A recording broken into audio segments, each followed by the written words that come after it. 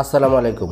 আমরা আমাদের ফেসবুকের নিরাপত্তার স্বার্থে সবাই টু ফ্যাক্টর অথেন্টিকেশন করে থাকি, কিন্তু টু ফ্যাক্টর অথেন্টিকেশন ছাড়াও আরেকটি পদ্ধতি রয়েছে, যেটা আপনার টু ফ্যাক্টর অথেন্টিকেশনের সাথে করলে আপনার ফেসবুক পেজের নিরাপত্তা আরও বৃদ্ধি পাবে।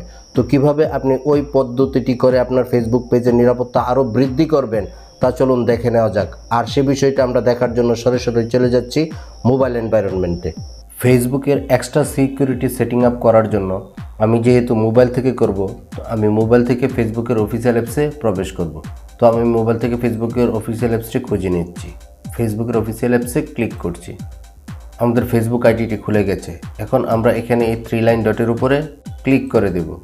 ক্লিক করে দেওয়ার পর আমরা এখান থেকে নিচের দিকে চলে আসবো। যে দেখুন সেটিং অ্যান্ড প্রাইভেসি নামক একটি অপশন রয়েছে, আমরা সেটিং অ্যান্ড প্রাইভেসিতে ক্লিক করে দেব। ক্লিক করে দেওয়ার পর সেটিং অ্যান্ড প্রাইভেসির আন্ডারে আরেকটি সাব উইন্ডো ওপেন হয়েছে এবং এখানে যে সেটিংটি রয়েছে তাতেও আবার ক্লিক করে দেব। ক্লিক করে দেওয়ার পর এখানে আমরা একটু নিচের দিকে চলে আসব।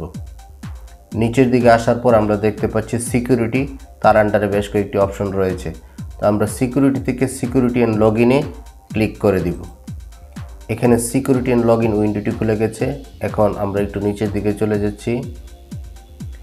এই যে দেখুন সেটিং আপ এক্সট্রা সিকিউরিটি, আপনার ফেসবুকের এক্সট্রা সিকিউরিটির জন্য আপনার এই অপশনটিতে কাজ করতে হবে। গেট অ্যালার্টস অ্যাবাউট আনরিকগনাইজড লগইনস, মানে আপনার ফেসবুক আইডিটি যদি অন্য কোনো কম্পিউটার বা মোবাইলে লগ ইন করে, তাহলে আপনাকে এই সিকিউরিটি অপশনটা অ্যাক্টিভ করার মাধ্যমে আপনাকে জানিয়ে দেওয়া হবে। তো সিকিউরিটি অপশনে কি কি রয়েছে চলুন দেখে না যাক। আমরা এই এরো বাটনে ক্লিক করছি।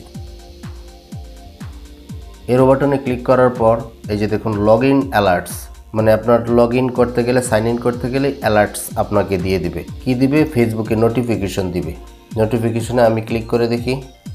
এই যে দেখুন গেট নোটিফিকেশন আমি অন করে রেখেছি।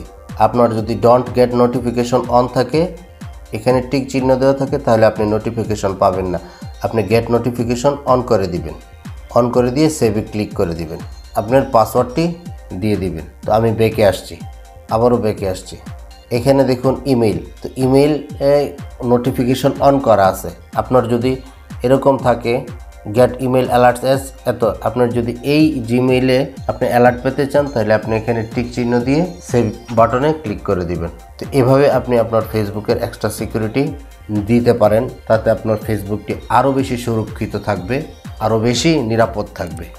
আমার এই ছোট্ট ইনফরমেটিভ ভিডিওটি যদি আপনাদের কাছে ভালো লাগে থাকে, চ্যানেলটি সাবস্ক্রাইব করে পাশে থাকবেন পরবর্তী ভিডিও সবার আগে পাওয়ার জন্য। আপনাদের সকলকে অসংখ্য ধন্যবাদ।